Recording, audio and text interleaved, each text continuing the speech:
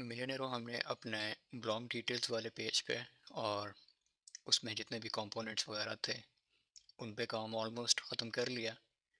यहाँ पे हमारे कुछ फाइनल चीज़ें रहती हैं। एक तो हमने स्टाइलिंग अभी तक नहीं की, इस लेक्चर में हम वो करेंगे। उसके अलावा यहाँ पे हमने लोडर यूज़ करना है। जब तक हमारा डेटा फेच नहीं होता तब तक हम लोडर डिस्प्ले करवाएंगे। और एडिट की फंक्शनैलिटी के लिए हमने एक पेज बनाना है, एक राउट रजिस्टर करवाना है app.js में, और यहाँ पे एडिट वाले बटन में ऑन क्लिक में उस पर नेविगेट करना है। यहाँ पे हम लोडर ले आते हैं। रिटर्न से ऊपर हम चेक करेंगे कि अगर जो ब्लॉग है बाय डिफ़ॉल्ट ये एक लिस्ट होती है। यहाँ पे अगर ये अपनी डिफ़ॉल्ट स्टेट में मतलब एक एम्प्टी लिस्ट है और एम्प्टी लिस्ट की जो लेंथ होती है वो ज़ीरो होती है। अगर इसकी लेंथ ज़ीरो है तो यहाँ पे हम रिटर्न करवा देंगे एक लोडर, और लोडर में टेक्स्ट हम पास करवा देंगे ब्लॉग डिटेल्स। अब हम यहाँ पे आते हैं और एडिट के पेज में यहाँ पे हम पास कर देते हैं नेविगेट। और जैसे हमने ब्लॉग डिटेल्स के लिए एक पाथ बनाया था जिसमें हमारे पास आईडी नाम का पाथ पैरामीटर भी था, इसी तरीके से हम एडिट का जो पेज है उसमें भी सेम आइडिया यूज़ करते हैं। और नेविगेट हम कर लेते हैं slash blog slash update slash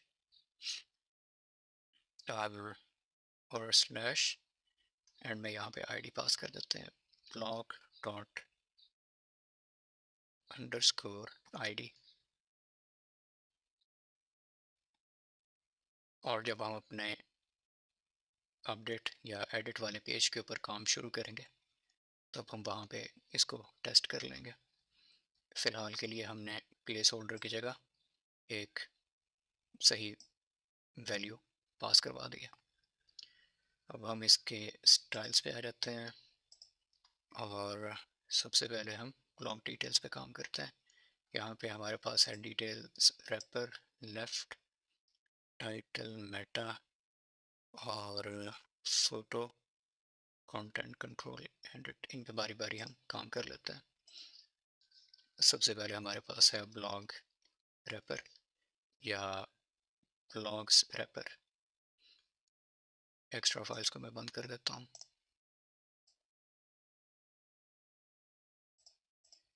यहाँ पे है डिटेल्स रैपर। यहाँ पे आएगा डिटेल्स रैपर में डिस्प्ले हमारा फ्लेक्स होगा। इसके अलावा जस्टिफाई कंटेंट होगा, space between, align items centre, और गैप होगा 50 हर चाइल्ड के बीच में। मार्जिन टॉप और बॉटम से 10, लेफ़्ट राइट से 50। इसके बाद है लेफ़्ट की क्लास, और लेफ़्ट में डिस्प्ले फ्लेक्स है। इसमें जितने भी एलिमेंट्स होंगे वो टॉप टू बॉटम जाएंगे। तो वर्टिकली प्रेजेंट होंगे तो फ्लेक्स की डायरेक्शन हो जाएगी कॉलम। विथ हम इनको देंगे अवेलेबल विथ का 40%, और justify content space evenly, align करेंगे हम इनको सेंटर में, और पैडिंग हम टॉप और बॉटम से 25, लेफ्ट राइट से 0। उसके बाद हमारे पास क्लास है टाइटल की, उसके बाद है मेटा, और मेटा के बाद है फ़ोटो। यहाँ पे है टाइटल। टाइटल के लिए हमारे पास एज सच कोई स्टाइल है नहीं, तो इसको हम यहाँ से अभी के लिए रहने देते हैं। मेटा में हमारे पास डिस्प्ले है फ्लेक्स, एलिमेंट्स के बीच गैप है 25 का, और जस्टिफाई कंटेंट फ्लेक्स स्टार्ट। उसके बाद है फ़ोटो। फ़ोटो में मार्जिन टॉप और बॉटम से 10, लेफ़्ट राइट से ऑटो, ताकि सेंटर हो जाए। फ़ोटो की क्लास में जो इमेज है, इमेज एलिमेंट है, उसका बॉर्डर रेडियस हम 10 कर देंगे। और उसके बाद हमारे पास यहाँ पे क्लास आएगी कंटेंट की, और कंटेंट के बाद है कंट्रोल्स।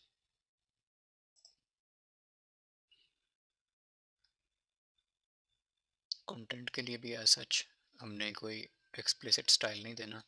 यहाँ पे हम पी टैग यूज़ कर रहे हैं, जो उसमें बाय डिफ़ॉल्ट स्टाइल्स होते हैं, वही हम यहाँ पे रहने देंगे।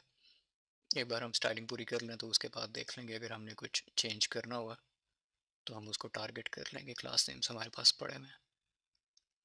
कंट्रोल्स में डिस्प्ले है फ्लेक्स, विथ है 100%, जस्टिफाई कंटेंट है फ्लेक्स एंड, ताकि हमारे जो ये बटन्स हैं ये हॉरिजॉन्टली अपने जो जो इनकी कंटेंट की प्लेसिंग हो रही है उसके बिल्कुल एंड में हो, बिल्कुल राइट साइड पे शिफ्ट हो जाए। मार्जिन टॉप से हम देंगे 20 का।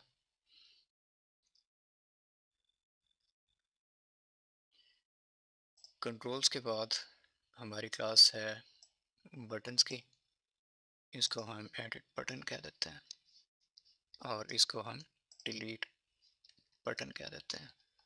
इसके बाद है राइट, फिर है कमेंट्स रैपर, पोस्ट कमेंट और पोस्ट कमेंट बटन, और इनपुट। हमारे पास जो राइट की क्लास है इसमें विथ है 40%। अगर हम लेफ़्ट में जाके देखें तो लेफ़्ट में हमने विथ रखी थी 40%। अगर हमारे पास ये पूरी स्क्रीन है तो इसका 40% हमने लेफ़्ट को दे दिया और 40% दे दिया राइट को। विथ होगी 40%। उसके अलावा डिस्प्ले होगा फ्लेक्स, और फ्लेक्स की डायरेक्शन होगी column, justify content, space between. के बाद हमारे बटन्स आएंगे, और बटन में हम एडिट बटन को पहले टारगेट करते हैं। एडिट बटन में मार्जिन लेफ्ट 10। इसके अलावा बैकग्राउंड कलर होगा इसका 16C784। टेक्स्ट कलर होगा वाइट।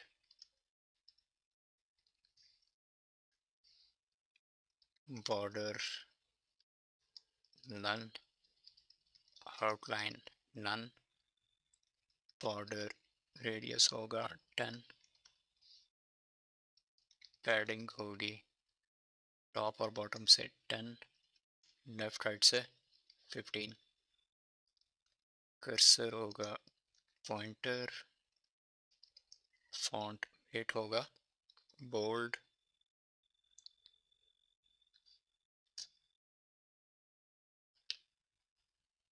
और हाइट होगी फिट कंटेंट। जब हम इस पे आवर करेंगे तो हम इसका बैकग्राउंड कलर चेंज करेंगे, और बैकग्राउंड कलर को हम सेट करेंगे 17AE74। इसी तरह जो हमारा डिलीट वाला बटन है उसमें भी ऑलमोस्ट सेम स्टाइल्स होंगे।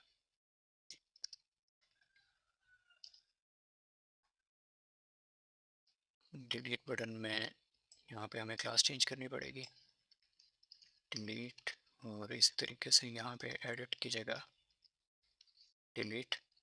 बैकग्राउंड कलर होगा यहाँ पे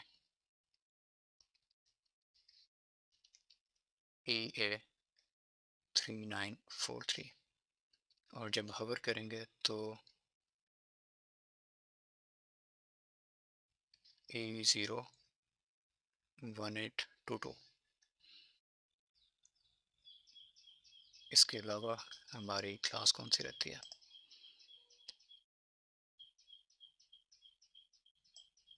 इनपुट रहता है, इसके अलावा पोस्ट कमेंट की डिव रहती है और ये वाला बटन रहता है। और ये रैपर भी रहता है। यहाँ पे जो हाँ पोस्ट कमेंट बटन है, इसमें स्टाइल्स हैं,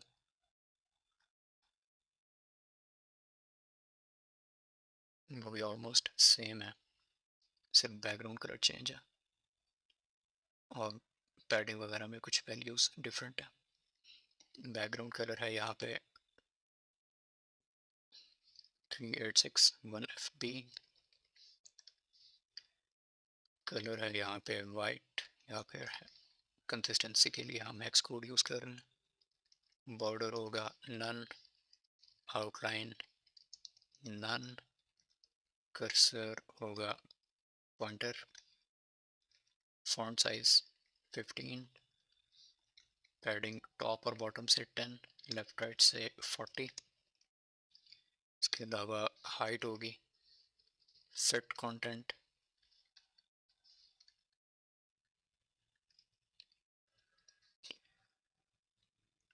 और बॉर्डर रेडियस रहता है, बॉर्डर रेडियस होगा 10। इसके अलावा जब हम इस पे हवर करेंगे तो हमने कलर चेंज करना, और बैकग्राउंड कलर हो जाएगा 1F4FFD। इसके बाद हमारा इनपुट आएगा, और इनपुट में बॉर्डर है नन, पैडिंग 10 टॉप बॉटम से, लेफ्ट राइट से 20। कलर हम इसका रखेंगे एक ग्रे का shade BCC0, font size 18, border radius 10, outline none, margin होगा 15 और 10, और यहाँ पे एक सेमीकोलन आएगा। बॉर्डर होगा 1 पिक्सल का सॉलिड, और कलर होगा इसका वाइट। और फ्लेक्स वन का मतलब कि जितनी अवेलेबल स्पेस है, बाकी एलिमेंट्स जब अपने कंटेंट के हिसाब से स्पेस ले लेंगे, उसके बाद जितनी भी अवेलेबल होगी उस सारे पे हमारा इनपुट आ जाएगा। और यहाँ पे अब हम देख लेते हैं कौन सी क्लास मिसिंग है। इनपुट हो चुका, पोस्ट कमेंट बटन भी हो गया, स्टाइल्स डॉट पोस्ट कमेंट रहता है, और कमेंट्स रैपर, पोस्ट कमेंट, और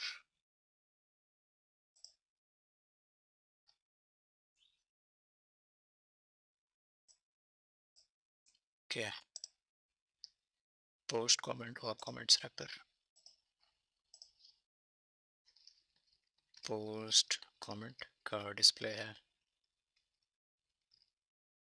फ्लेक्स, और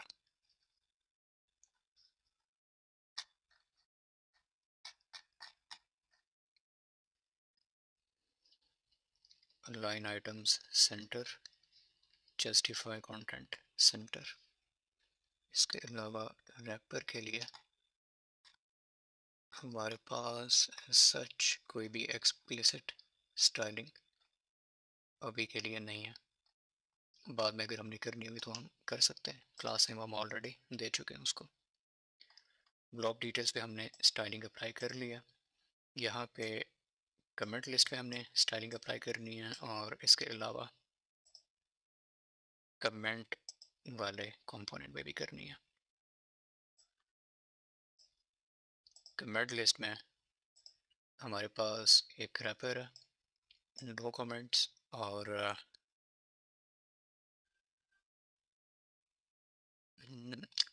ये जो कंपोनेंट है इसकी अपनी स्टाइलिंग होगी।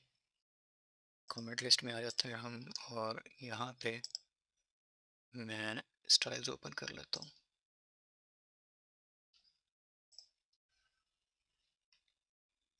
एक हमारे पास क्लास है नो कमेंट्स की और दूसरी क्लास है कमेंट लिस्ट रैपर।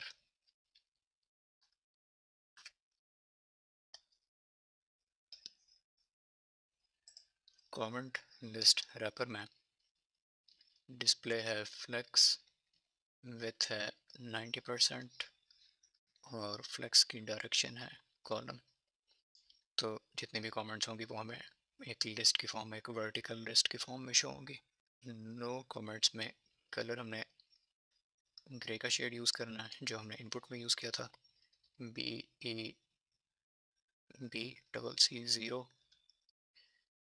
इसके अलावा फॉन्ट वेट बोल्ड होगा, डिस्प्ले होगा फ्लेक्स, अलाइन आइटम्स होगा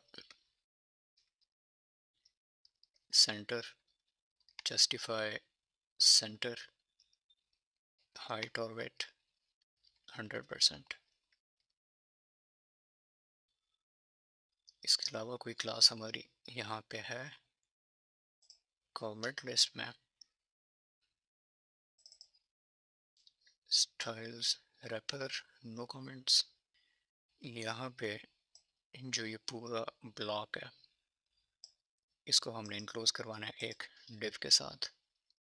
यहाँ पे ये चीज़ हमने मिस कर दी थी। इधर आएगा डिव और डिव में क्लास नेम होगा स्टाइल्स डॉट कमेंट लिस्ट। अगर हम मैप के अंदर इस डिव को यूज़ करें तो हर कमेंट के साथ हर कमेंट एक डिव में इनक्लोज हो जाएगी, इस वजह से हमें यहाँ पे बाहर करना पड़ेगा। और इसमें दोनों केसेस के लिए कुछ ग्लोबल स्टाइलिंग होगी। कमेंट लिस्ट में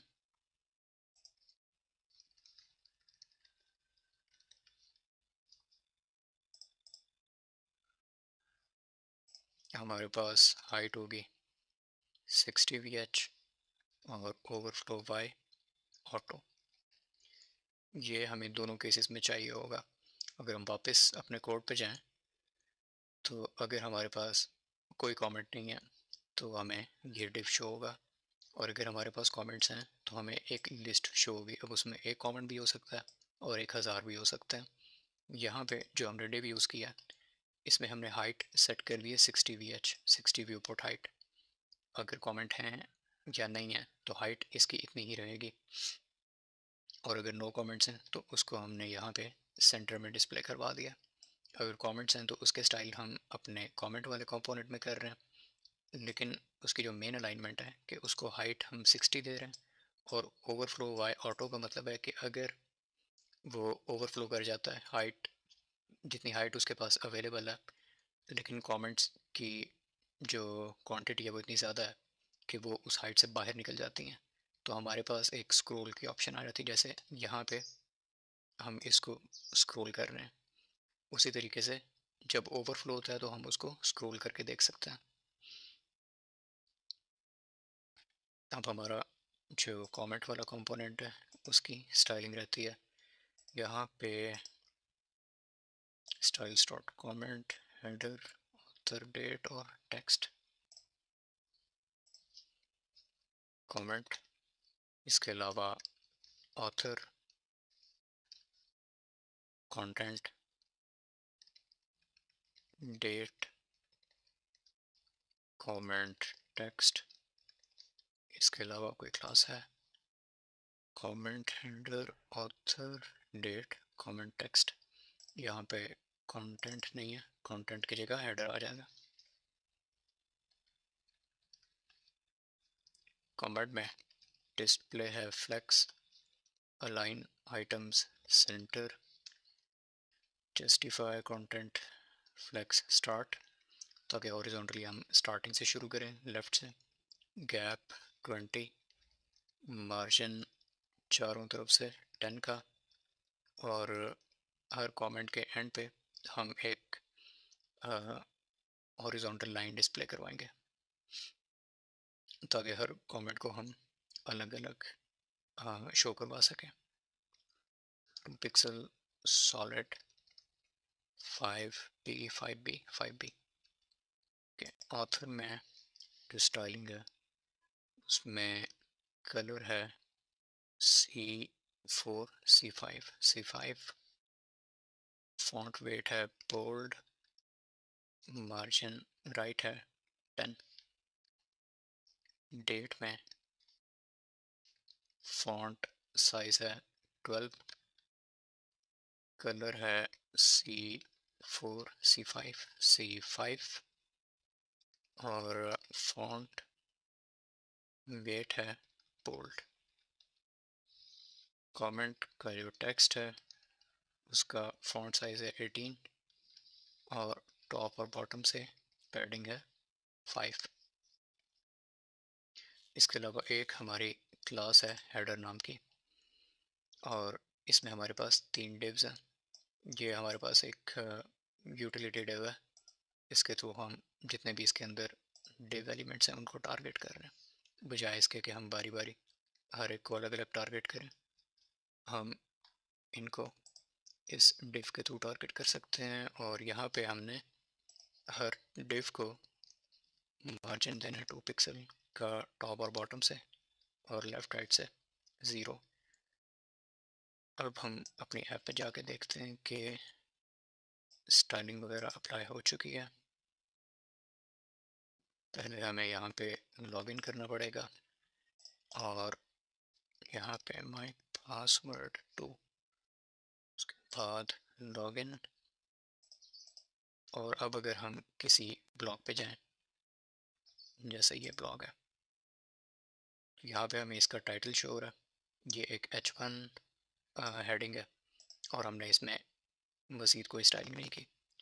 मिलियनेरो इस लेक्चर में हम अपने ऐप में ऑटो टोकन रिफ्रेश वाला फीचर इम्प्लीमेंट करेंगे। अगर हमारा एक्सेस टोकन एक्सपायर हो जाता है और यूज़र कोई प्रोटेक्टेड रिसोर्स एक्सेस करना चाह रहा है, फॉर एग्जांपल ब्लॉग्स देखना चाह रहा है या कोई ब्लॉग सबमिट करना चाह रहा है, तो वहाँ पे उसको दोबारा लॉगिन करना पड़ेगा और उसके बाद वो अपना काम रिज्यूम कर सकेगा।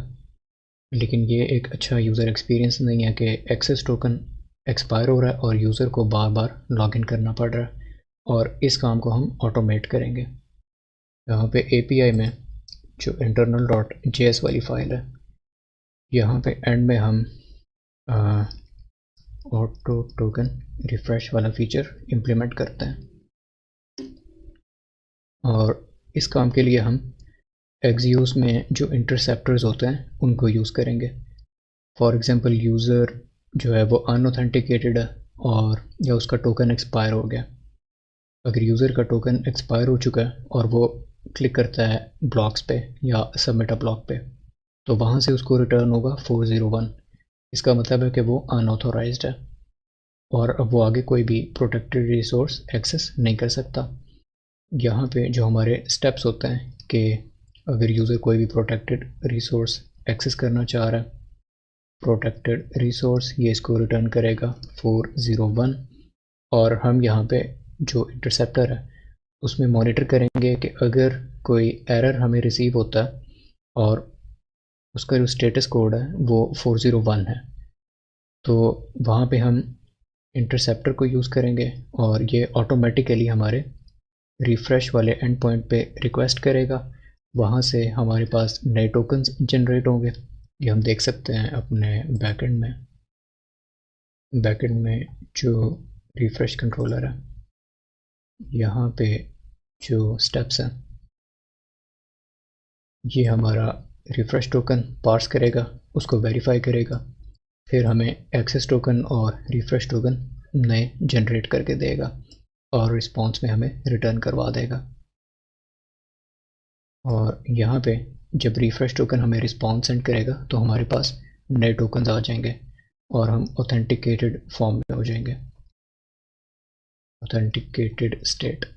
अगर हम रिफ़्रेश कंट्रोलर के एंड में देखें तो जो रिस्पॉन्स हमें मिल रहा है इसमें ऑथ ट्रू भी हमें मिल रहा है और इसी की बेस पे हमारी ऐप में ऑथेंटिकेशन हो रही है। और जब हम ऑथेंटिकेटेड स्टेट में आ जाएंगे तो हम वापस रिज्यूम करेंगे प्रोटेक्टेड रिसोर्स पे जो हमारी रिक्वेस्ट थी। ये हमारे 3 मेजर स्टेप्स हैं और यहाँ पे हम अब इस पे काम करना शुरू करेंगे। एपीआई में जो इंटरसेप्टर्स का ऑब्जेक्ट है, जो प्रॉपर्टी है, इसको हम यूज़ करेंगे और API dot interceptors dot response dot use. यहाँ पे जो पहला आर्ग्यूमेंट है वो होगा config और config हमें config ही रिटर्न करेगा। इस config के थ्रू हमें जो ओरिजिनल रिक्वेस्ट है उसके बारे में डेटा वगैरह मिलता है। config के बाद यहाँ पे हमारे पास एक async फंक्शन होगा, इसमें आर्ग्यूमेंट होगा एरर और यहाँ पे हमारे पास होगी ओरिजिनल रिक्वेस्ट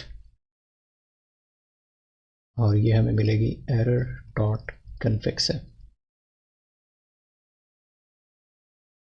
और यहाँ पे जो हमारा टोकन रिफ़्रेश वाला काम है वो होगा, लेकिन टोकन रिफ़्रेश करने से पहले हमने कुछ कंडीशंस देखनी है। एक तो ये कि जो हमें स्टेटस कोड मिलना चाहिए जब हम प्रोटेक्टेड रिसोर्स को एक्सेस कर रहे हैं तो वो 401 होना चाहिए, मतलब अनऑथराइज्ड हमें मिलना चाहिए। इसके अलावा हमने बार बार टोकन रिफ़्रेश की रिक्वेस्ट नहीं करनी। अगर कोई और मसला है, फॉर एग्ज़ाम्पल हमारा जो रिफ़्रेश टोकन है वो एक्सपायर हो चुका है, तो फिर हमारा ये जो इंटरसेप्टर है, अगर हम इसमें चेक नहीं कर रहे कि जो रिक्वेस्ट है, जो इंटरसेप्टर है, वो एक ही दफ़ा रिक्वेस्ट करे, उससे ज़्यादा ना करे, तो वो इसी लूप में घूमता चला जाएगा और वहाँ पे इसका मतलब है कि हमारी ऐप जो है वो स्टक हो जाएगी। यहाँ पे हम करेंगे if error dot response dot status और इसको होना चाहिए 401। इसके अलावा हमारी जो ओरिजिनल रिक्वेस्ट है वो एक वैलिड रिक्वेस्ट होनी चाहिए और ओरिजिनल रिक्वेस्ट में जो प्रॉपर्टी है इज़ रीट्राई वो फॉल्स होनी चाहिए, तो यहाँ पे हम करेंगे नॉट। इस कंडीशन का मतलब यह है कि जब यूज़र ने ओरिजिनल रिक्वेस्ट की तो उसको रिस्पांस में 401 का स्टेटस कोड मिला। इसके अलावा ये जो रिक्वेस्ट थी ये पहली रिक्वेस्ट थी, यूज़र ने बार बार रिक्वेस्ट नहीं की और ये पहली रिक्वेस्ट थी, तो इसका मतलब है कि इज़ रीट्राई फॉल्स होगा और हम यहाँ पे इफ़ ब्लॉक के अंदर आ जाएंगे। यहाँ पे हम सबसे पहले तो इज़ रीट्राई को ट्रू कर देंगे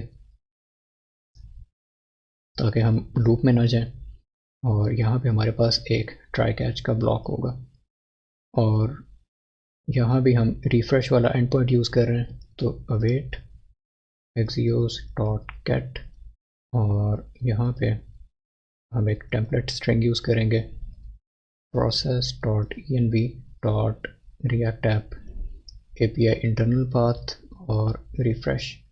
इसके अलावा कुकीज़ भी हमने सेंड करना है, तो विथ क्रेडेंशियल्स ट्रू हो जाएगा।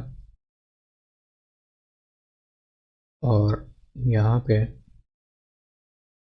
इसके बाद हमने जो अपनी ओरिजिनल रिक्वेस्ट है उसको रिज्यूम करना है, तो यहाँ पे हम करेंगे return API dot request original request और कैश में हम एरर को रिटर्न करवा देंगे।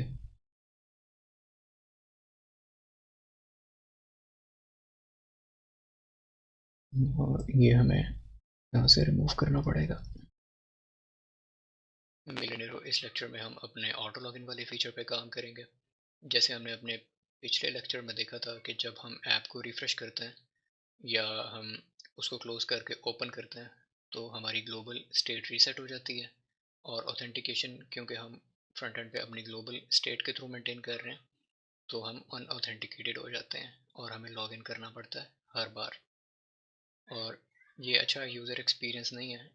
तो इससे बचने के लिए हम एक कस्टम हुक बना सकते हैं और उसकी बेस पे हम जब हमारा ऐप कंपोनेंट लोड होता है तो वहाँ पे हम अपना हुक यूज़ कर सकते हैं और अगर हमारा टोकन वैलिड है, जो हमारे कुकीज़ में एक्सेस और रिफ़्रेश टोकन है, अगर वो वैलिड है उनकी बेस पे हम लॉगिन कर लेंगे ऑटोमेटिकली, और वहाँ से आगे फिर हम यूज़र को ऐप का कंट्रोल दे देंगे। और अगर टोकन्स इनवैलिड है या टोकन है ही नहीं, तो फिर ऐप अपनी नॉर्मल अनऑथेंटिकेटेड स्टेट में डिस्प्ले होगी। यहाँ पे सोर्स में हम एक फोल्डर बना लेते हैं हुक्स का। रिएक्ट में हुक्स ऐसे फंक्शंस को कहते हैं जिनमें हम स्टेट के साथ काम करें, स्टेट को मैनिपुलेट करें। हुक्स में हम एक फाइल बनाते हैं use auto login.js। अभी तक हमने जितने भी हुक्स यूज़ किए हैं, जैसे डिफ़ॉल्ट जो बिल्ट इन हुक्स हैं रिएक्ट में, यूज़ स्टेट, यूज़ इफ़ेक्ट, या फिर जो पैकेजेस में हुक्स हैं जैसे रिडक्स में है यूज़ सेलेक्टर, यूज़ डिस्पैच, और रिएक्ट राउटर में यूज़ हिस्ट्री या यूज़ नेविगेटर। तो इन सारों में जो कन्वेंशन है कि इनका नाम यूज़ के कीवर्ड के साथ शुरू हो रहा है, और इसी तरह हमने जो अपना कस्टम हुक बनाया उसका नाम भी हमने यूज़ के साथ शुरू किया, और ये सिंपली एक फंक्शनल कंपोनेंट होगा, और इसको हम डिफाइन करके एक्सपोर्ट कर देंगे।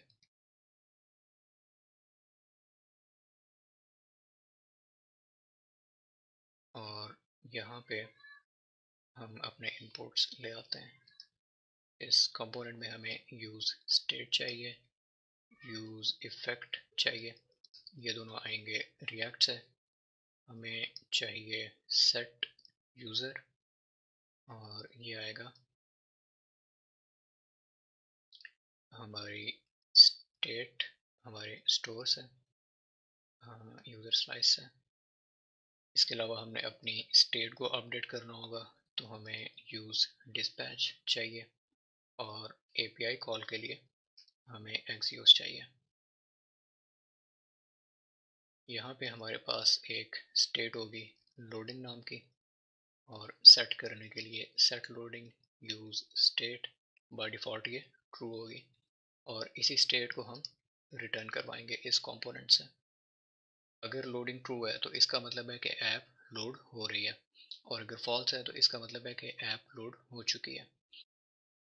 और यहाँ पे हमारा यूज़ इफ़ेक्ट का ब्लॉक होगा। यूज़ इफ़ेक्ट में जो इफ़ेक्ट वाला कॉल बैक है, इसमें एक इफ़ी होगा या फिर एक फंक्शन होगा, जैसे हमने अपने पिछले लेक्चर में फंक्शन को डिक्लेयर किया, उसके बाद उसको कॉल कर दिया। और इस इफ़ी के बाद यहाँ पे एक डिपेंडेंसी एरे होगी, जो इस केस में एम्प्टी होगी, और इस हुक का जो मेन काम है वो यहीं पे होगा। यहाँ पे हम एक इफ़ी का ब्लॉक बना देते हैं, इसको हम कहते हैं async function auto login API call, और यहाँ पे const response await axios dot get। और एक बार हम अपने बैकएंड में जाके राउट्स देखते हैं। हमारे बैकएंड में जो रिफ्रेश का एंड पॉइंट है, इसको हम यूज़ करेंगे। इसका HTTP मेथड है get, और एंड पॉइंट है रिफ्रेश। और यहाँ पे जो रिफ्रेश कंट्रोलर है, यहाँ पे सबसे पहले ये रिफ्रेश टोकन को पार्स करेगा, उसके बाद वेरीफाई करवाएगा उसको, और अगर वेरीफाई हो जाता है तो ये हमें नए टोकन्स जनरेट करके दे देगा। और यहाँ पे अगर हम एंड में देखें तो यहाँ पे ये ऑथ हमें ट्रू सेंड कर रहा है। इसका मतलब कि जब रिफ्रेश वाला एंड पॉइंट हम हिट करते हैं और रिस्पॉन्स हमें 200 स्टेटस कोड वाला मतलब सक्सेसफुल रिस्पॉन्स मिलता है, तो हम लॉगिन हो जाते हैं, हम ऑथेंटिकेट हो जाते हैं। अब हम फ्रंट एंड पे वापस जाते हैं, और कॉन्स्ट रिस्पॉन्स, यहाँ पे हमें अपना पाथ चाहिए होगा। हमारा जो बैकएंड का पाथ है वो इस env वाली फाइल में है। ये हमारा बेस यूआरएल हो गया, और इसके आगे जो एंड पॉइंट हमने हिट करना है वो है रिफ्रेश। और जो इन्वायरमेंट वेरिएबल है, इसको हमें वेरिएबल की फॉर्म में यूज़ करना पड़ेगा। और यहाँ पे आएगा प्रोसेस डॉट env। इसके अलावा जब हम ये एपीआई कॉल कर रहे हैं तो हमें अपने कुकीज़ भी सेंड करना है।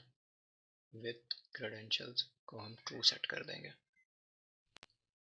और यहाँ पे अब हमने अपनी स्टेट को अपडेट करना है। अगर हम लॉगिन वाले पेज में जाएं तो यहाँ पे जैसे हम यूज़र की स्टेट को अपडेट करते हैं कॉन्स्ट यूज़र, उसके बाद हम डिस्पैच कर देते हैं और वहाँ से हम नेविगेट कर जाते हैं। तो अपने हुक में भी हम ये काम करेंगे और उसके बाद हम लोडिंग को फॉल्स कर देंगे। और यहाँ पे सेट यूज़र, इसको हमें, क्योंकि ये नेम्ड इंपोर्ट है, और यूज़ डिस्पैच। यहाँ पे हमें एक डिस्पैच का ऑब्जेक्ट बनाना पड़ेगा, यूज़ डिस्पैच। और इसके बाद यहाँ पे हम लॉगिन से कोड कॉपी कर सकते हैं।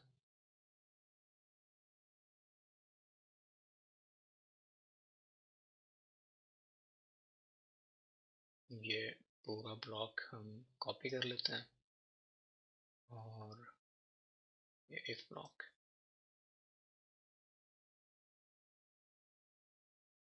यहाँ पे आईडी, ईमेल, यूज़र नेम और ऑथ, ये चारों चीज़ें हमने अपडेट करनी है और रीडायरेक्ट हमने नहीं करना। इसके अलावा हमने जो स्टेट है उसको अपडेट करना है। हमारी स्टेट जो डिफ़ॉल्ट है वो ट्रू होगी, इसका मतलब कि ऐप लोड हो रही है। और यहाँ पे हमारे पास दो कंडीशंस हैं, या तो हमारी एपीआई कॉल जो होगी वो सक्सेसफुल होगी, हम ऑथेंटिकेट कर जाएंगे, या फिर अगर हमारे पास कुकीज़ में कोई ख़राबी है या कुकीज़ एक्सपायर हो चुके हैं तो फिर हम जो रिस्पॉन्स आएगा हमारे पास वो सक्सेसफुल नहीं होगा। लेकिन इन दोनों केसेस में हमने जो लोडिंग है उसको फॉल्स करना है। और अगर हमारा जो रिस्पॉन्स है वो सक्सेसफुल है तो हमारी ग्लोबल स्टेट इस ब्लॉक में अपडेट हो जाएगी। और अगर हमारा रिस्पॉन्स जो है वो सक्सेसफुल नहीं है तब हमारी ग्लोबल स्टेट सेम अपने डिफ़ॉल्ट स्टेट में ही रहेगी। और इन दोनों केसेस में जब हम लोडिंग को फॉल्स कर देंगे तो हमें यूआई शो होना शुरू हो जाएगा। async फंक्शन, इसको हमें यहाँ पे कॉल करना पड़ेगा और यहाँ पे जो अवेट है इसको हम ट्राई कैच में रख लेते हैं। ट्राई कैच, और ट्राई में ये पूरा पार्ट आ जाएगा।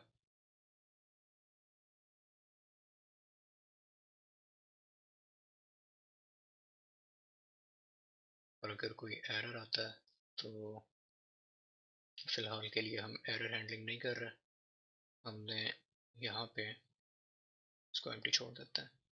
इसको अगर हम एक बार फॉर्मेट कर लें उसके बाद हम यहाँ पे देखें तो ये पोर्शन हमारा ट्राई का है और ये हमारा कैच का। ट्राई का मतलब है अगर ट्राई पूरा एग्जीक्यूट हो जाता है तो इसका मतलब है कि हमारा जो रिस्पॉन्स है वो सक्सेसफुल है। और अगर कैच में हमारा कंट्रोल आ जाता है तो इसका मतलब है कि कोई एरर आ रहा है। और इन दोनों केसेस में हमने सेट लोडिंग को फॉल्स करना है। और यहाँ भी डिस्पैच में भी। और इसको हम एक बेहतर तरीके से कर सकते हैं कि अगर हम, क्योंकि ये जो सेट लोडिंग है ये ट्राई में भी रिपीट हो रहा है और कैच में भी, इसको यहाँ से हटा के हम एक फाइनली का ब्लॉक यूज़ कर सकते हैं। और ट्राई कैच में एक्सेप्शन हैंडलिंग में फाइनली का ब्लॉक ऐसा ब्लॉक होता है जो हर सूरत में रन होता है। अगर कोड में कोई एक्सेप्शन थ्रो नहीं हुई, फाइनली में जो कोड है वो तब भी रन होगा। और अगर कोई एक्सेप्शन आ गई है तो फाइनली में जो भी कोड है वो तब भी रन होगा। यहाँ पे फाइनली और फाइनली में हम सेट लोडिंग कर देंगे फॉल्स। अगर ट्राई में जो रिस्पांस था वो सक्सेसफुल हो गया, ग्लोबल स्टेट अपडेट होगी, अब जब सेट लोडिंग फॉल्स होगा तो हमारी जो ऐप रेंडर होगी उसमें हम ऑथेंटिकेटेड स्टेट में होंगे। और अगर यहाँ पे कोई एरर आ जाता और यहाँ पे जो हमारी जो ग्लोबल स्टेट है वो अपडेट नहीं होती, तब जब हमारी सेट लोडिंग फॉल्स होगी तो हम अनऑथेंटिकेटेड स्टेट में अपनी ऐप को रेंडर करेंगे। और यहाँ पे ये जो हुक है ये हम अपने एंट्री पॉइंट में यूज़ करेंगे और एंट्री पॉइंट हमारा app.js है। यहाँ पे हम इस हुक को इंपोर्ट करेंगे और इसके अलावा यहाँ पे हमें लोडर भी चाहिए होगा, पोर्ट लोडर और इस auth।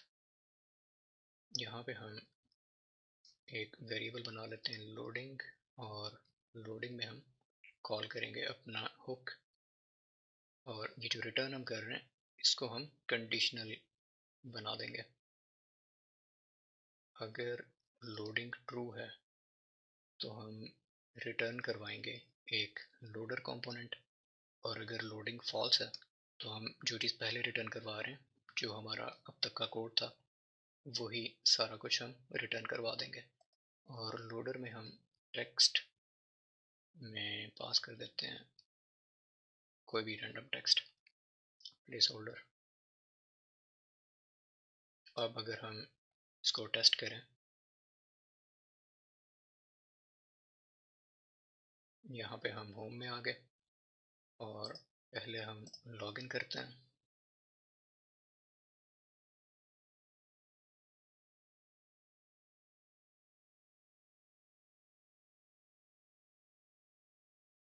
अब हम ऑथेंटिकेटेड स्टेट में। अगर हम इस पेज को रिफ्रेश करें तो हम वापस से ऑथेंटिकेटेड स्टेट में आ चुके हैं। अगर हम साइन आउट करें और फिर इसको रिफ्रेश करें तो हम साइन आउट की फॉर्म में रेंडर करेंगे ऐप को। इसका मतलब है कि हमारा ऑटो लॉगिन वाला फीचर काम कर रहा है। अब हम अपने ऑटो रिफ्रेश टोकन वाले फीचर को टेस्ट कर लेते हैं, और टेस्ट करने के लिए यहाँ पे हम जाएंगे ऑथ कंट्रोलर में, और यहाँ पे जहाँ जहाँ पे हम साइन कर रहे हैं अपना एक्सेस टोकन, वहाँ पे हम इसका जो एक्सपायरी टाइम है उसको कम करके 1 सेकंड कर देंगे। यहाँ पे 1 सेकंड और यहाँ पे भी 1 सेकंड। इसके अलावा हमें एक काम करना पड़ेगा अपने इंटरसेप्टर में। यहाँ पे जो हमने स्टेटस कोड यूज़ किया 401, इसके अलावा ये पॉसिबिलिटी भी है कि हमें जब हमारा टोकन एक्सपायर हो तो हमें 500 मिले। तो यहाँ पे हम कर देंगे error dot response dot status 500। अब अगर हम अपनी ऐप पे जाएं,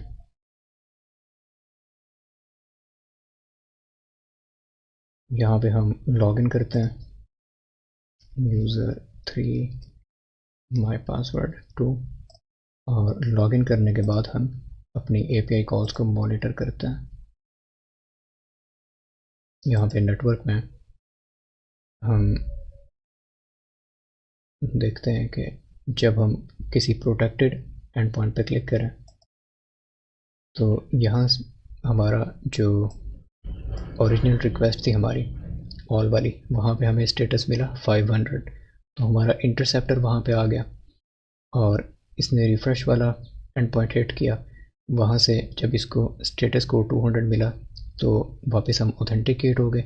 उसके बाद इसने यही जो ओरिजिनल रिक्वेस्ट थी ऑल वाली, उसी को इसने दोबारा कॉल किया। और यहाँ पे ये दो बार इसलिए आ रहा है क्योंकि स्ट्रिक्ट मोड में रिएक्ट जो होती है वो यूज़ इफेक्ट को 2 बार रन करती है। मिलियनेरो हमारी ऐप कंप्लीट हो चुकी है और अब हम डिप्लॉयमेंट की बात करेंगे। डिप्लॉयमेंट से पहले जो हमने एक्सेस टोकन का एक्सपायरी टाइम कम किया था उसको हम वापस सेट कर देंगे और डॉट साइन एक्सेस और यहाँ पे 30M, इसके अलावा यहाँ पे भी 30M। डिप्लॉयमेंट के लिए जो सर्विस हम यूज़ कर रहे हैं वो है render.com और यहाँ पे जो लिमिटेशन है वो ये कि हमारी अब तक जो रेपो थी वो एक मोनो रेपो की फॉर्म में थी, फ्रंट एंड और बैक एंड दोनों एक ही रेपो में थे। लेकिन render.com पे जब हम डिप्लॉय करेंगे तो फ्रंट एंड और बैक एंड दोनों को हमें अलग अलग सर्विस के तौर पे डिप्लॉय करना पड़ेगा और रेंडर में जो सोर्स कोड होता है वो डायरेक्ट हम गिटहब या बिटबकेट या इस तरह की जो भी सर्विसेज होती हैं वहाँ से पुश करते हैं, हम लोकल कंप्यूटर से पुश नहीं कर सकते और इस वजह से हमें गिटहब पे जाके एक फ्रंट एंड और बैक एंड की अलग रेपो बनानी पड़ेगी। इसके अलावा फ्रंट एंड में एक चेंज हमें और करना पड़ेगा और वो ये कि होम पेज पे जो हम न्यूज़ फेच कर रहे हैं न्यूज़ एपीआई से, वो फ्री टियर में सिर्फ हमें लोकल होस्ट से एक्सेस करने देती है। जब हम उसको डिप्लॉय करेंगे तो वहाँ पे हमें एरर शो होगा कि फ्री टियर में हम सिर्फ लोकल होस्ट से अलाउ करेंगे और अगर डिप्लॉय करना है किसी यूआरएल प्रॉपर डोमेन से एक्सेस करना है तो फिर पेड प्लान हमें लेना पड़ेगा। और इसका सलूशन अभी के लिए ये है कि यहाँ पे एक ओपन सोर्स इम्प्लीमेंटेशन है न्यूज़ एपीआई की और इसके थ्रू हम बगैर एपीआई की के एक्सेस कर सकते हैं न्यूज़ को और इसको हम डिप्लॉयमेंट मोड में भी यूज़ कर सकते हैं। और यहाँ पे अगर हम इन एंड पॉइंट्स को टेस्ट करें तो ये बिल्कुल न्यूज़ एपीआई की तरह है, जैसे स्टेटस ओके, आर्टिकल्स, फिर हमारे पास एक लिस्ट है और हर लिस्ट में जो भी एलिमेंट है वो एक ऑब्जेक्ट है, उसके बाद डिस्क्रिप्शन है इसकी और इमेज की यूआरएल है, यूआरएल टू इमेज सेम वही की नेम जो न्यूज़ एपीआई यूज़ कर रही थी। तो हमें सिर्फ ये जो एंड पॉइंट है ये चेंज करना पड़ेगा और यहाँ पे हम जाएंगे अपने वीएस कोड में और जो हमारी एक्सटर्नल एपीआई कॉल्स वाली फाइल है यहाँ पे जो एंड पॉइंट है इसको मैं कमेंट कर देता हूँ और const news API and point और यहाँ पे हमारा नया वाला एंड पॉइंट आ जाएगा और इसको मैं कॉपी कर लेता हूँ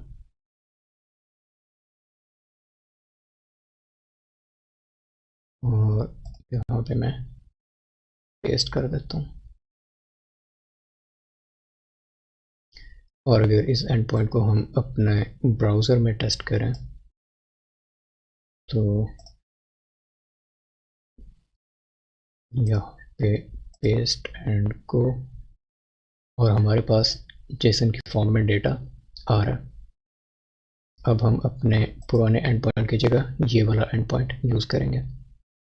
इसको अगर मैं सेव करूँ और ऐप को हम दोबारा देखें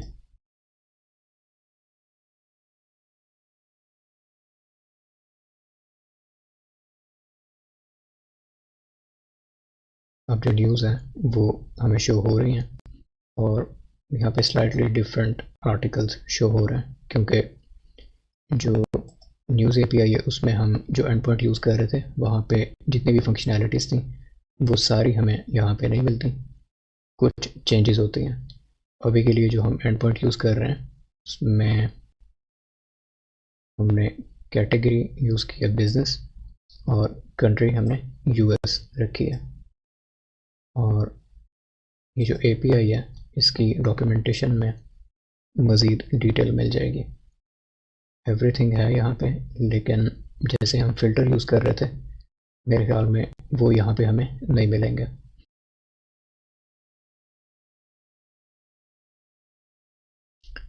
और अब हम गिटहब पे जाते हैं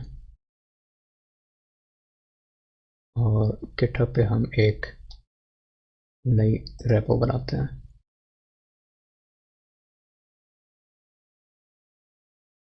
इस रेपो का नाम होगा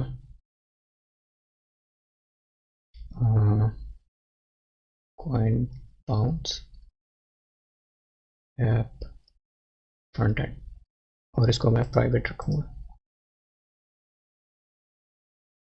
डिप्लॉयमेंट के लिए हम render.com यूज़ करेंगे और render.com में लिमिटेशन हमारे पास यही है कि हम सिंगल कोड बेस से एक मोनो रेपो से हम फ्रंट एंड और बैक एंड दोनों को होस्ट नहीं करवा सकते, हमें दोनों को अलग अलग करवाना पड़ेगा।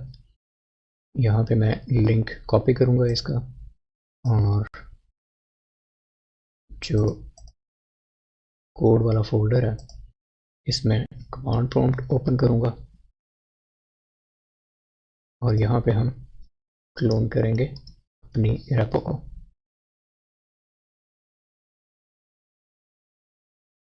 और जो हमारा ओरिजिनल फोल्डर है इसमें फ्रंट एंड, और फ्रंट एंड में नोड मॉड्यूल्स के अलावा जो भी फाइल्स हैं वो सारी कॉपी करके हम यहाँ पे पेस्ट कर देंगे, और यहाँ पे .env भी हम डिलीट कर देंगे, इसको हम अलग से सेट करेंगे। यहाँ पे हम दोबारा cmd ओपन करेंगे और जितना भी हमने कोड यहाँ पे पेस्ट किया वो हम गिटहब पे पुश कर देंगे।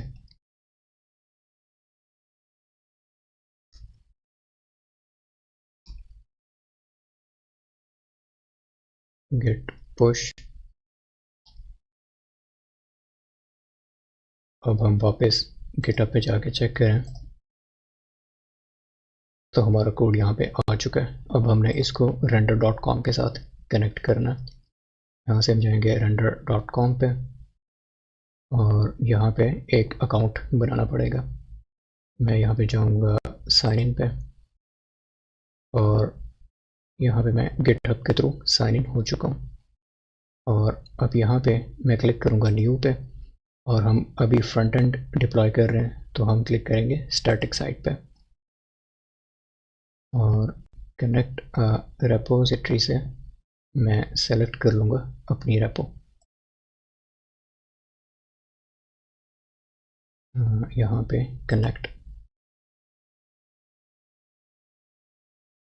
नेम में हम अपने फ्रंट एंड को एक नाम देंगे जिसके थ्रू हम इसको एक्सेस करेंगे। कॉइन पाउंड्स ऐप ब्रांच हम मेन ही रखेंगे, इसके अलावा बिल्ड कमांड हमारी npm होगी, npm run build, और पब्लिक डायरेक्टरी बिल्ड ही होगी, और क्रिएट स्टैटिक साइट।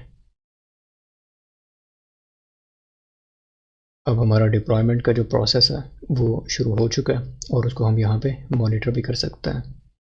यहाँ पे हमें शो हो रहा है कि डिप्लॉयमेंट इन प्रोग्रेस, और यहाँ पे लॉग्स में हमें जो करंट प्रोग्रेस है वो शो हो रही है।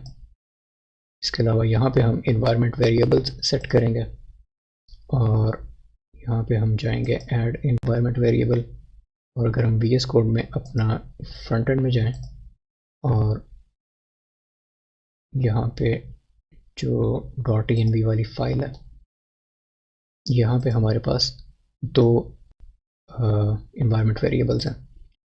डिप्लॉयमेंट के लिए जो न्यूज़ API हम यूज़ कर रहे हैं वो ओपन सोर्स है और उसमें कोई API की हमें नहीं चाहिए, और जो API का पाथ है वो हमें चाहिए होगा। यहाँ पे की का नाम API का पाथ और उसकी जो वैल्यू है, यहाँ पे अब हम लोकल होस्ट यूज़ नहीं करेंगे, यहाँ पे हम यूज़ करेंगे जो डिप्लॉयमेंट वाली, जो हमें डिप्लॉयमेंट के बाद जो हमारा API का लिंक होगा। और अगले लेक्चर में हम बैकएंड को डिप्लॉय करवाएंगे, लेकिन उसका जो लिंक है वो अभी से हम यहाँ पे लिख लेते हैं, कॉइन बाउंड्स और उसकी API, और यहाँ पे ऑन render.com।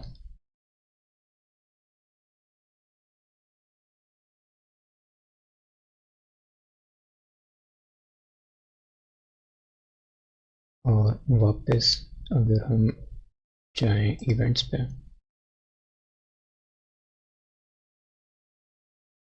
तो यहाँ पे जो डिप्लॉयमेंट है वो हो रही है, इन्वायरमेंट अपडेटेड, इस वजह से ये दोबारा डिप्लॉय करेगा।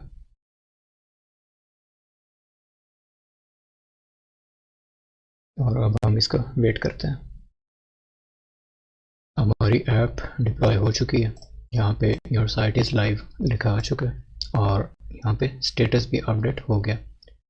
अपनी ऐप को हम एक्सेस कर सकते हैं इस लिंक के थ्रू, और यहाँ पे हमें एक शेयरेबल लिंक मिल चुका जिसके थ्रू हम कहीं से भी इस ऐप को एक्सेस कर सकते हैं। होम पेज में हमें आर्टिकल्स शो हो रहे हैं, क्रिप्टो करेंसीज में हमें ये टेबल शो हो रहा है, और इसके अलावा जो ब्लॉग, सबमिट अ ब्लॉग और बाकी जो भी फंक्शनैलिटी है उसके लिए हमें बैकएंड चाहिए होगा, और बैकएंड को अभी हमने डिप्लॉय नहीं किया हुआ। अपने अगले लेक्चर में हम बैकएंड को डिप्लॉय करेंगे और उसके बाद हमारी जो ऐप है वो पूरी तरीके से डिप्लॉय हो चुकी होगी। मिलियनेरो, इस लेक्चर में हम अपने बैकएंड को डिप्लॉय करेंगे और यहाँ भी हमें कुछ चेंजेस करनी पड़ेंगी। सबसे पहले तो ये कि हम अभी तक जो भी इमेजेस स्टोर करवा रहे थे वो हम यहाँ पे लोकल डिस्क में स्टोर करवा रहे थे, और यहीं से हम इनको स्टैटिक स्टोरेज के थ्रू डिस्प्ले भी करवा रहे थे। लेकिन जब हम डिप्लॉय करेंगे तब हमने ऐसे नहीं करना, क्योंकि हमारे पास वहाँ पे लोकल स्टोरेज नहीं होगी और हमें कोई क्लाउड स्टोरेज चाहिए होगी। और क्लाउड स्टोरेज के लिए यहाँ पे हम एक सर्विस यूज़ करेंगे जिसका नाम है क्लाउडिनरी। और यहाँ पे जो पहला रिज़ल्ट है cloudinary.com, यहाँ पे अकाउंट बनाना पड़ेगा, और जैसे ही अकाउंट बनाएंगे तो हमें क्रेडेंशियल्स मिल जाते हैं। यहाँ पे मैं लॉगिन कर दूँ, और लॉगिन करने के बाद या जब अकाउंट बन जाए, साइन अप के बाद, यहाँ पे हमें अपने क्रेडेंशियल्स मिल जाएंगे। अगर हम यहाँ से सेलेक्ट करें नोड, तो इस कमांड के थ्रू हम पैकेज इंस्टॉल करेंगे। उसके बाद यहाँ पे हमने क्लाउडिनरी को इंपोर्ट किया, और फिर हमारे पास कुछ कॉन्फ़िगरेशन है एपीआई की, एपीआई सीक्रेट, क्लाउड नेम, और अपलोड करने के लिए हम ये मेथड यूज़ करेंगे। अब हम अपने बैकएंड में आते हैं और लोकल स्टोरेज से क्लाउडिनरी पे शिफ्ट करते हैं। बैकएंड में सबसे पहले हमें कमांड देनी पड़ेगी क्लाउडिनरी को इंस्टॉल करने के लिए, और इमेजेस वाला जो काम है वो हम यहाँ पे सिर्फ ब्लॉक कंट्रोलर में कर रहे हैं। तो ब्लॉक कंट्रोलर में हम क्लाउडिनरी को इंपोर्ट कर लेते हैं, और यहाँ पे क्लाउडिनरी पे वापस जाके इसको मैं कॉपी करता हूँ और यहाँ पे इसको मैं पेस्ट कर देता हूँ। उसके बाद हमने कॉन्फ़िगरेशन करनी है, तो इसको भी यहाँ से कॉपी करके यहाँ पे पेस्ट करना है। और ये जो स्ट्रिंग्स हैं ये हमारे सीक्रेट्स हैं, तो बेहतर है कि हम इनको अपने इन्वायरमेंट वेरिएबल्स का पार्ट बना लें। यहाँ पे .env में मैं 3 नए वेरिएबल्स ऐड करूँगा, क्लाउड नेम, एपीआई की और एपीआई सीक्रेट।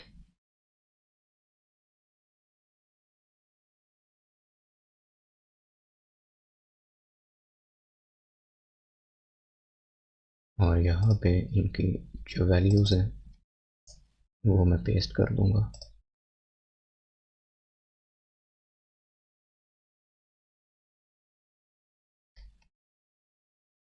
और अब इन वैल्यूज़ को हम अपने कन्फिग में से लेके आएंगे।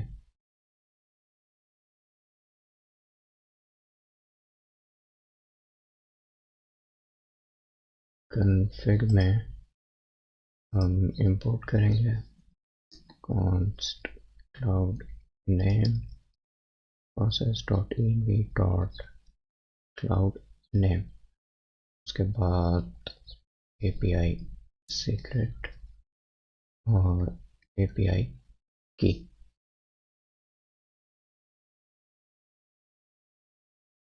यहाँ पे काफ़ी रेपिटेशन हो रही है, तो बेहतर ये था कि हम इसको डीस्ट्रक्चर करके कर लेते हैं, लेकिन अभी के लिए ऐसे ही ठीक है।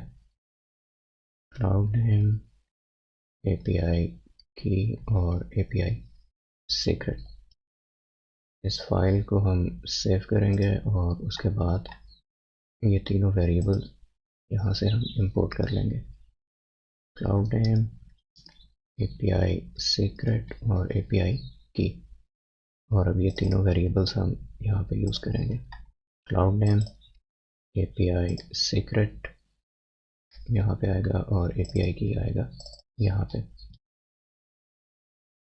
और अब हम इमेजेस पे चलते हैं।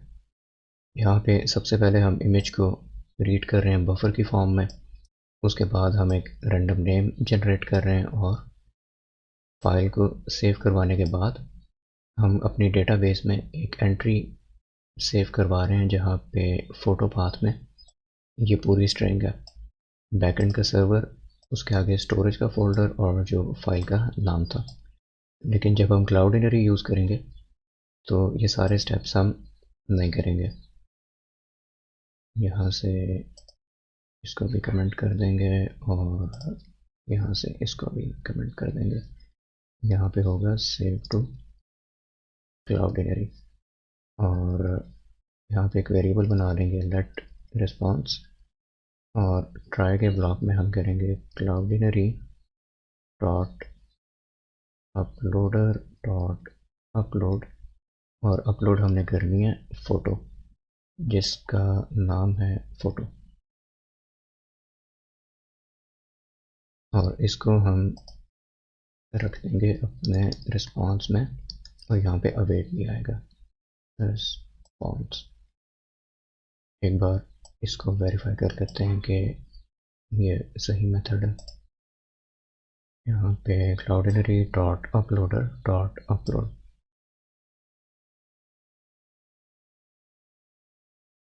जब ये फ़ोटो अपलोड हो जाएगी तो क्लाउडिनरी हमें रिस्पॉन्स में एक URL सेंड करता है जो उस इमेज की URL होती है, और अपनी डेटाबेस में हम ये URL यूज़ करेंगे। यहाँ पे हम करेंगे रिस्पॉन्स डॉट URL।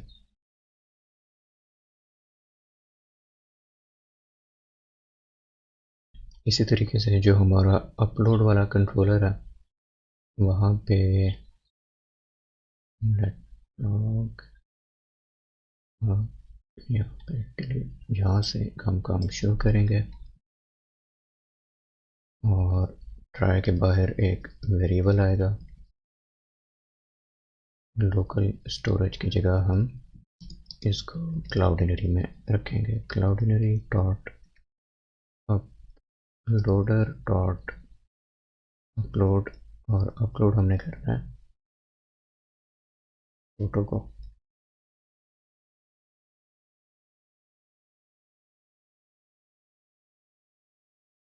और यहाँ पे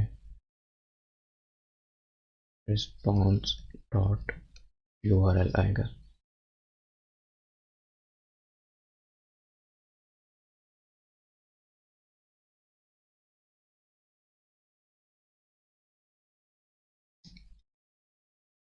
अब हम इसको टेस्ट कर लेते हैं।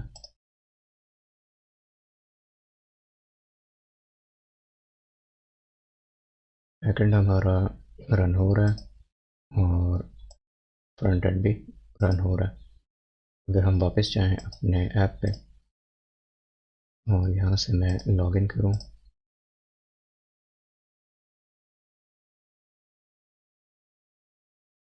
और हम अब एक ब्लॉग सबमिट करके देखते हैं। टेस्टिंग क्लाउडिनरी, और इमेज में हम कोई भी इमेज यूज़ कर लेते हैं।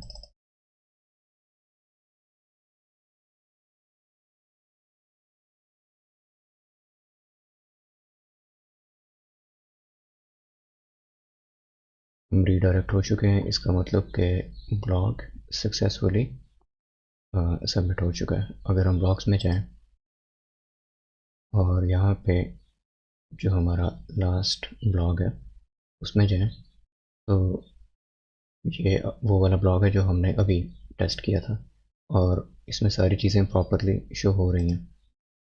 अगर हम इस इमेज पे राइट क्लिक करें और कॉपी इमेज एड्रेस करके एक नई टैब में इसका जो हमने कॉपी किया टेक्स्ट वो पेस्ट करें, तो यहाँ पे हमें लिंक मिल रहा है और ये क्लाउडीनरी के ऊपर हमारा इमेज होस्ट हो चुका है। अगर यहाँ पे मैं एंटर प्रेस करूँ तो हमारा जो इमेज था वो यहाँ पे डिस्प्ले हो रहा है।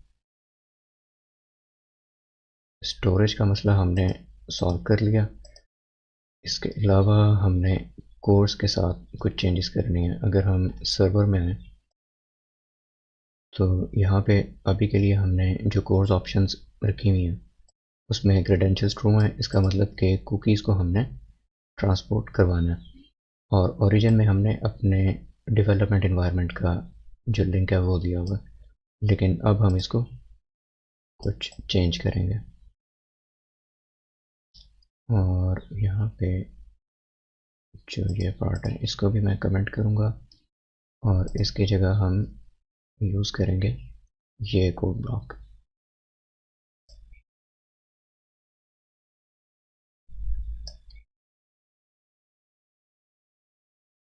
यहाँ पे हम एक फंक्शन दे रहे हैं ओरिजिन में और इसको चेंज करने की वजह यह है कि क्लाउडीनरी render.com पे कुछ मसले आते हैं क्योंकि हमारा फ्रंट एंड अलग डोमेन में, बैक एंड अलग डोमेन में, और या तो हम उसको सब डोमेन बना के सॉल्व कर सकते हैं या फिर हम इस कोड ब्लॉक के थ्रू ये काम सॉल्व कर सकते हैं क्योंकि हम कुकी बेस्ड ऑथेंटिकेशन कर रहे हैं और हमने कुकीज़ को ट्रांसपोर्ट करवाना है। लेकिन ब्राउज़र में जो सिक्योरिटी होती है उसमें हमें थोड़े मसले आते हैं। अगर हम यहाँ पे अगर हम देखें तो कुकीज़ में अगर हम जाएँ ब्लॉक कंट्रोलर और जहाँ पे हम ऑथ कंट्रोलर में हमारे कुकीज़ होंगे, जहाँ पे हम कुकीज़ को सेंड कर रहे हैं, यहाँ पे हमारे पास एक प्रॉपर्टी होती है सेम साइट करके। इसका मतलब है कि हम कुकीज़ को रिस्ट्रिक्ट करना चाह रहे हैं सेम साइट पे या फिर हम क्रॉस साइट भी हम उनको भेज सकते हैं। तो उसका जो मेथड यहाँ पे मैंने चूज़ किया ये अभी तक के लिए काम कर रहा है और इसमें हम हर लिंक से, हर यूआरएल से रिक्वेस्ट एक्सेप्ट करेंगे और हम किसी भी यूआरएल को ब्लॉक नहीं करेंगे। और क्रेडेंशियल्स अभी भी ट्रू हैं, इसका मतलब कि हमारी जो ऑथेंटिकेशन है कुकी बेस्ड वो काम करेगी।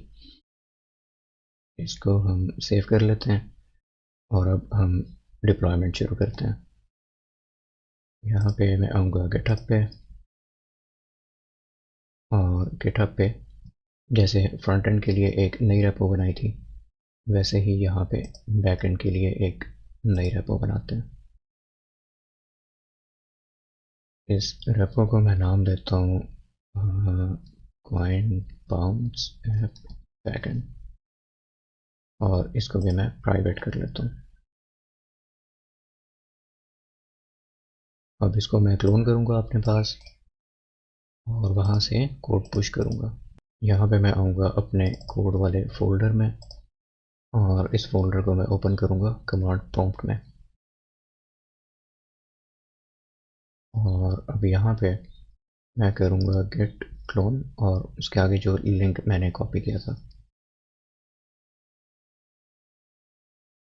और फोल्डर हमारे पास क्लोन हो चुका है, रेपो आ चुकी है। अब मैं ओरिजिनल रेपो में जाऊँगा और बैकएंड में नोड मॉड्यूल्स और env के अलावा जो कुछ भी है वो मैं कॉपी कर लूँगा और इसको मैं अपने इस नए वाले फोल्डर में पेस्ट करूँगा और अब हम इसको गिटहब पे पुश करेंगे और वहाँ से render.com के साथ कनेक्ट करेंगे।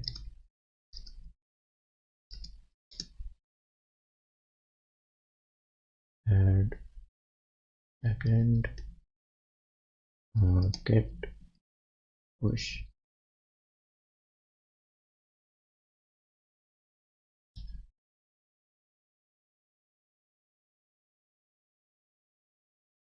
अब हम चलते हैं render.com पे और वहाँ पे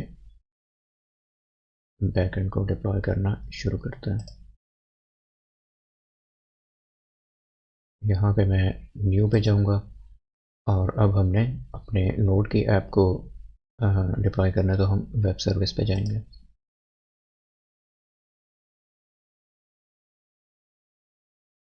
बाउंस अब यहाँ से मैं जाऊँगा न्यू पे और हमने नोड की ऐप को होस्ट करवाना है, तो मैं वेब सर्विस पे जाऊँगा और यहाँ पे हम रेपो को कनेक्ट करेंगे। यहाँ पे देख लेते हैं, इसमें कोड आ चुका है और कोड आ चुका है। अब हमें यहाँ पे एक नाम देना पड़ेगा और नाम हमने वो वाला देना है जो हमने अपने फ्रंट एंड में मेंशन किया था अपने एनवायरनमेंट वेरिएबल्स में। बाउंस ऐप एपीआई, इसके अलावा ब्रांच हमारी मेन है और रन टाइम हमारा नोड है। बिल्ड के लिए हम कमांड यूज़ करेंगे npm install और स्टार्ट के लिए हम करेंगे npm start। यहाँ पे हम इंस्टेंस टाइप फ्री वाली रखेंगे और क्रिएट वेब सर्विस पे क्लिक कर देंगे। अब हमारा डिप्लॉयमेंट का प्रोसेस शुरू हो चुका है और हम यहाँ पे अपने एनवायरनमेंट वेरिएबल्स सेट कर लेते हैं। यहाँ पे मैं VS कोड में आऊँगा और बैकएंड में जो एनवायरनमेंट वेरिएबल्स की फ़ाइल है उसमें हमारे जो जो वेरिएबल्स हैं वो हम मेंशन कर देते हैं अपने render.com पे। यहाँ पे हम ऐड करेंगे। पोर्ट की ऐसा हमें कोई ज़रूरत नहीं होगी, ये सिर्फ यहाँ पे प्रिंटिंग के लिए यूज़ होगा। MongoDB का जो कनेक्शन स्ट्रिंग है वो हम यहाँ से उठाएंगे और इसको मैं यहाँ पे पेस्ट कर दूँगा। इसके अलावा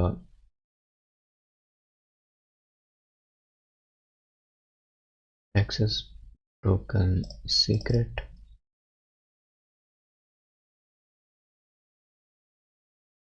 यहाँ पे इसकी वैल्यू मैं पेस्ट कर दूँगा और इसके अलावा रिफ्रेश टोकन सीक्रेट, यहाँ पे ये आ जाएगा। बैकएंड सर्वर पाथ हमने यहाँ पे अपना क्लाउड अपना रेंडर वाला देना, ये वाला नहीं देना। क्लाउड नेम, अच्छा यहाँ पे इसकी वैल्यू दे देते हैं। इसकी वैल्यू है यहाँ पे। इसके अलावा क्लाउड नेम की वैल्यू, एपीआई की वैल्यू, एपीआई सीक्रेट और एपीआई सीक्रेट की वैल्यू। यहाँ पे हम सेव चेंजेस करते हैं और मॉनिटर करते हैं कहीं पे कोई गलती तो नहीं। अगर हम इवेंट्स पे जाएं तो यहाँ पे हमें शो हो रहा है कि डिप्लॉयमेंट हो रही है और इसमें थोड़ा सा टाइम लगेगा।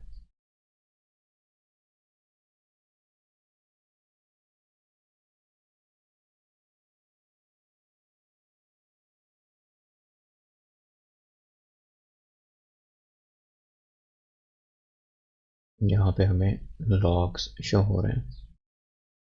सबसे पहले इसने क्लोन किया रेपो को, उसके बाद इसने लेटेस्ट कमिट उठाई और npm इंस्टॉल से पैकेज इंस्टॉल किए और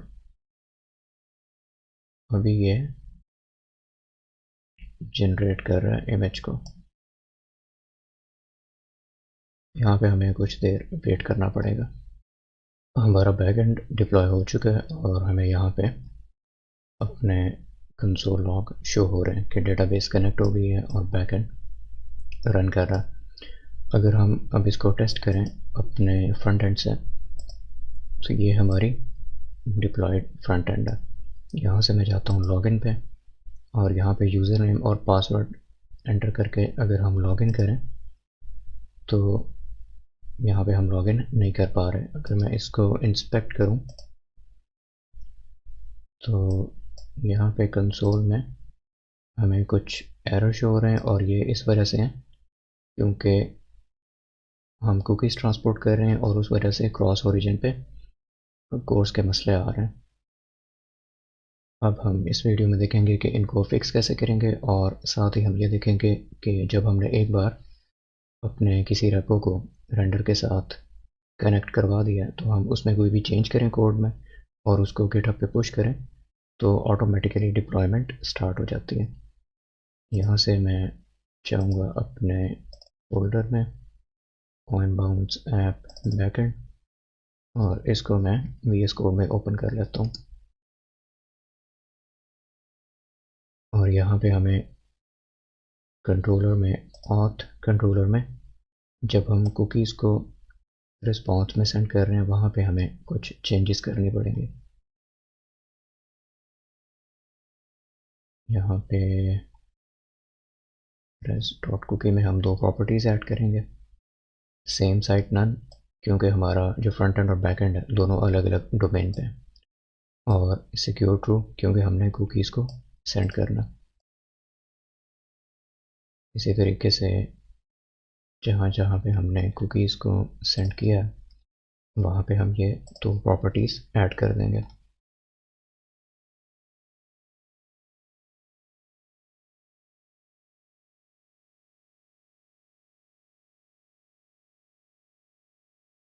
अब हम इसको गिटहब पे पुश करते हैं और इस बार यहाँ से कर देते हैं।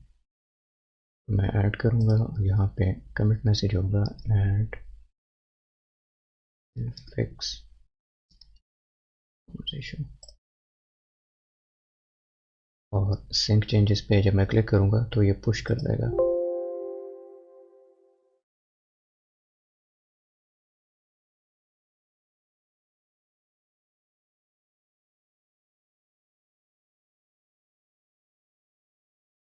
हमारा कोड पुश हो चुका है, और अब अगर हम वापस जाएं अपने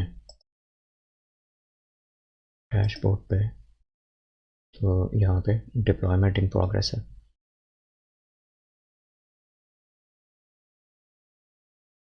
और यहाँ पे जो हमारा कमिट मैसेज था वो भी शो हो रहा है।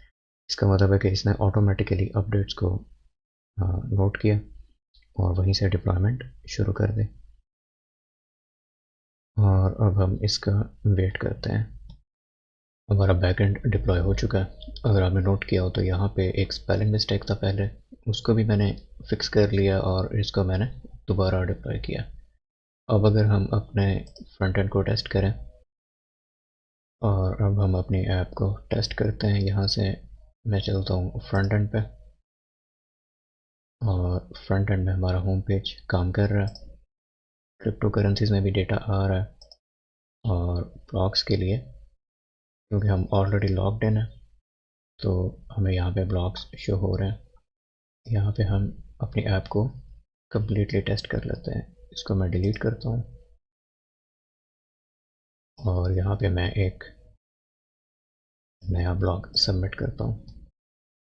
इसका टाइटल मैं रखूँगा क्रिप्टो 101, और इसमें जो टेक्स्ट होगा वो यहाँ से आएगा। इसकी वर्ड लिमिट हम बढ़ा सकते हैं पर अभी के लिए इतनी ठीक है। और इमेज चूज़ करेंगे हम यहाँ से, और अब मैं इसको सबमिट करता हूँ और हमारा ब्लॉग सबमिट हो चुका है। अगर हम ब्लॉग्स पे जाएं तो यहाँ पे हमारा ब्लॉग जो है वो शो हो रहा है, और इस पर मैं क्लिक करूँ तो हमें डिटेल्स वाला पेज भी शो हो रहा है। और यहाँ पे हम कोई कमेंट भी कर सकते हैं।